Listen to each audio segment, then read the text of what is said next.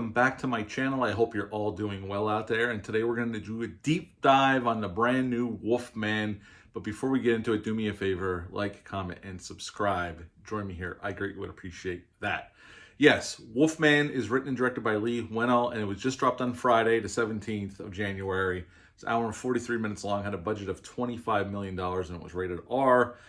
In this film, we have Julia Garner as Charlotte. We have Christopher Abbott as Blake, her husband, and Matilda Firth as Ginger, their daughter, this little family unit. And her name, Ginger, is a reference to the Ginger Snaps trilogy. It came out on Friday. Got some time to look online, see some different reviews and opinions on it. Some people that are friends of mine, I've seen their opinions on it. And it's definitely a very mixed bag. Some people hated it, some people thought it was okay, and some people really liked it. I was in I really liked it territory for my out of the theater reaction. Troy enjoyed it as well, but his rating was a little lower than mine.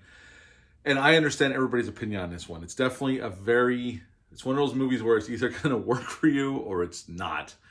From the design right down to the story. So let's just get into this a little bit more further than the out of the theater reaction. So this is going to be spoiler heavy.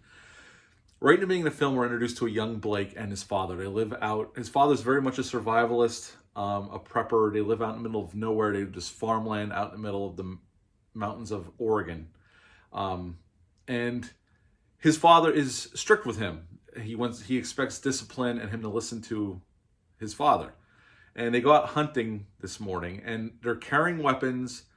I know there's some social commentary about being, about this overbearing father, but I will say, in the situation we see them in, they're out hunting, there's weapons involved, they're both carrying rifles.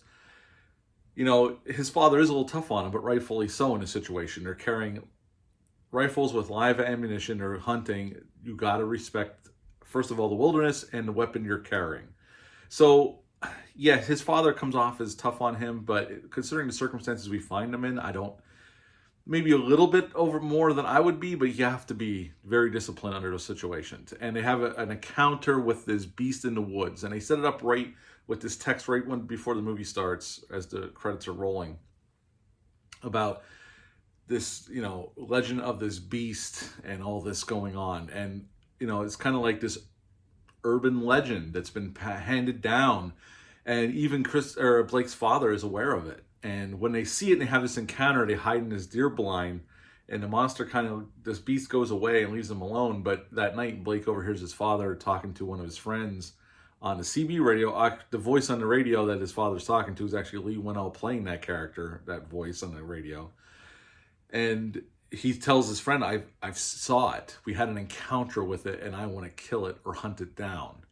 And then we jump ahead 30 years. Blake's married, he lives in San Francisco. He hasn't had any dealings with his father in quite some time. And we get the sense that him and his daughter have a very close relationship. He's in between jobs right now, so basically he's the stay-at-home dad while his wife Charlotte is a reporter, and she's very busy. And their marriage, we get the sense that their marriage is a little rocky at the moment. And he gets a letter, they're having dinner, and he gets a letter that the state of Oregon has deemed his father dead now because he's been missing for quite some time. So he receives the letter and all the documents and a set of keys to the house, and he thinks it would be a good idea to show Charlotte and Ginger where he grew up, the nature, the beauty of it, and also the other purpose is to go through his father's things. So they head off to Oregon. And right away, Charlotte's not a country girl. She's a city girl. So right away, a little taken back. They're really remote in the middle of nowhere. There's not any power lines. All the power comes from a generator on his father's farm. But before they even get there, Blake's a little lost because it's been so long. And he has a run-in with somebody that he knew when he lived there. And he directs him to his father's farm. But before they get there, they have an accident. There's a beast standing in the road, and Blake drives off the road trying to avoid it, and the truck goes down, the moving truck, which has Pierce Moving Company on it, which is a callback to Jack Pierce, who did the makeup effects for the original 1941 Wolfman. The guy that he picked up gets killed. Blake gets his arm scratched, and him and his wife and his child are making a run for it to his father's farm. And pretty much the rest of the movie is they're trying to stay safe from the beast for the night, and Blake starts to change little by little. This isn't, again, I said this in my out of the theater reaction, but this is true. You don't get a wham, bang transformation scene here like American War for London or even The Howling with Eddie Quist. You don't get those things here, okay? It's more gradual. It's all practical, what's happening to Blake, but it's very gradual over one night. This all takes place over one night, or, like 12 hours pretty much this movie takes place over. So he's gradually starting to turning. You have the threat outside. Charlotte's trying to figure out what's going on while keeping her daughters calm. And it pretty much gets to the point where we find out that the beast that attacked him, the Wolfman that attacked him, is actually Blake's father. And Blake kills him because by this time he's very feral and changed into this beast. And now Charlotte and Ginger have to fight off Blake because now he's so animalistic and feral that he's going to possibly do harm to them.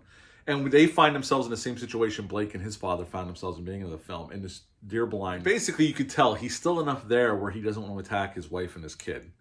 She shoots him with a rifle. He dies, and that's the end of Leigh Whannell's The Wolfman 2025.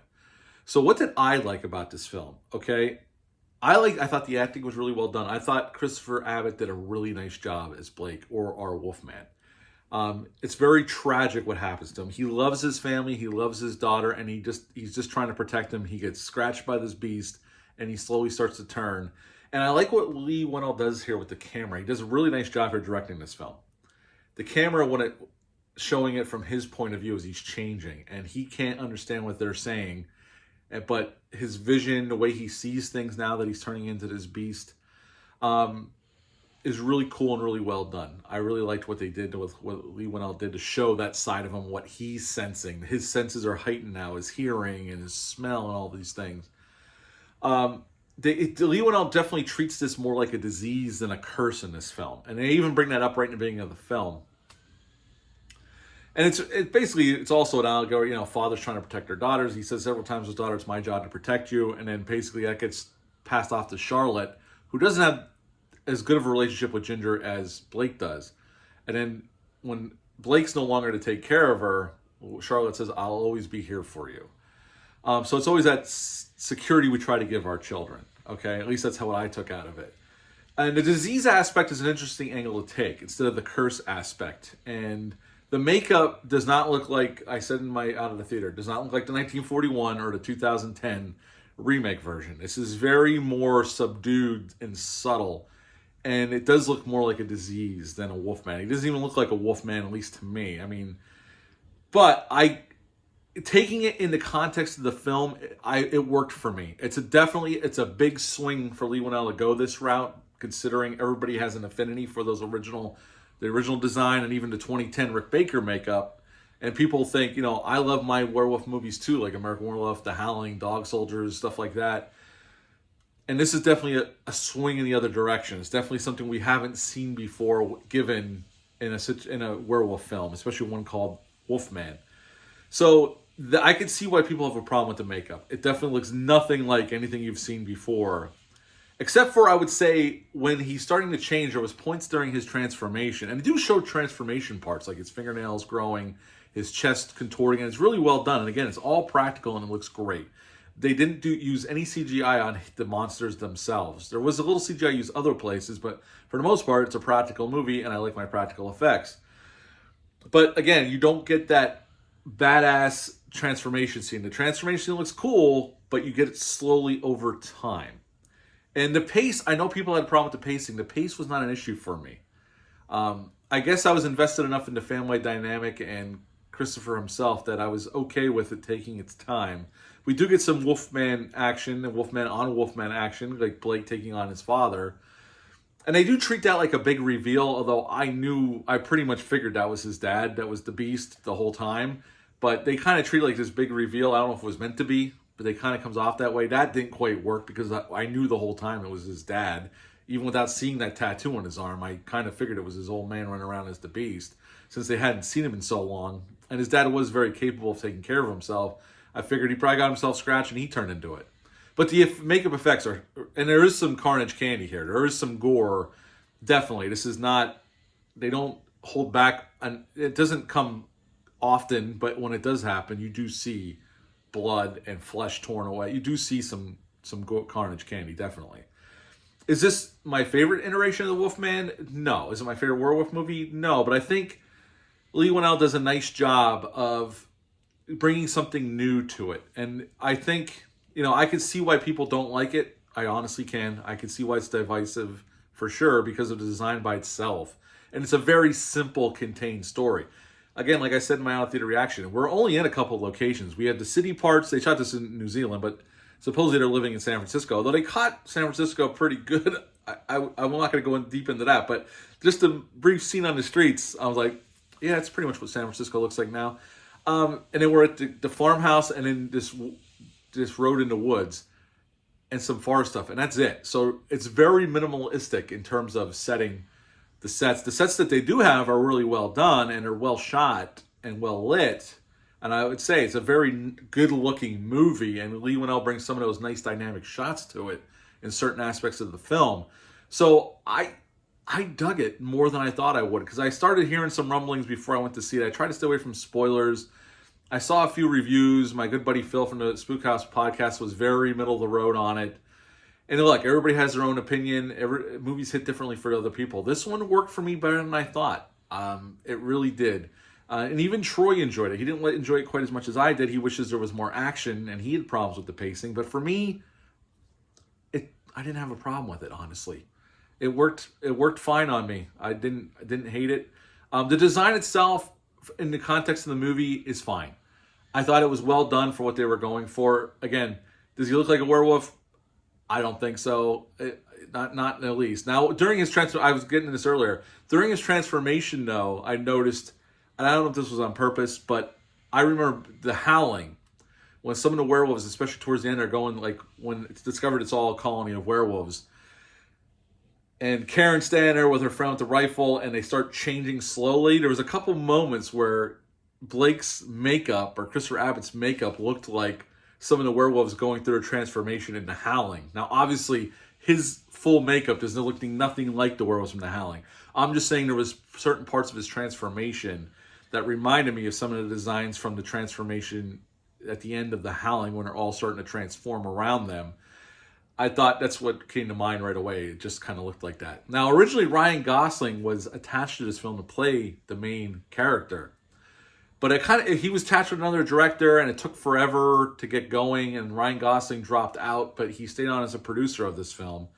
And I will say, this is definitely the best Blumhouse horror movie in quite some time. I know that's not saying much because their output is very shaky, but this definitely is the best horror film they've released in quite some time. And I dug the movie, so my score is not going to change here.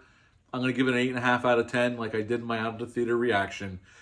If you don't agree with me, that is totally fine. I get why you would not care for this movie. There's a lot of reasons not to like it, depending on what your expectations were. But at the end of the day, I enjoyed myself. I thought it was a very, very solid crack at the Wolfman. And again, 8.5 out of 10 for me. Leave a comment down below. Let me know what your thoughts on it if you got a chance to check it out. Let me know what your thoughts are on the makeup and the design of the werewolf, even though it doesn't look like a werewolf, I know. But I'd appreciate that. I'd like to hear from everybody, see what their thoughts are. But that's it for this video. I'll be back soon with some more reviews. But until next time, bye.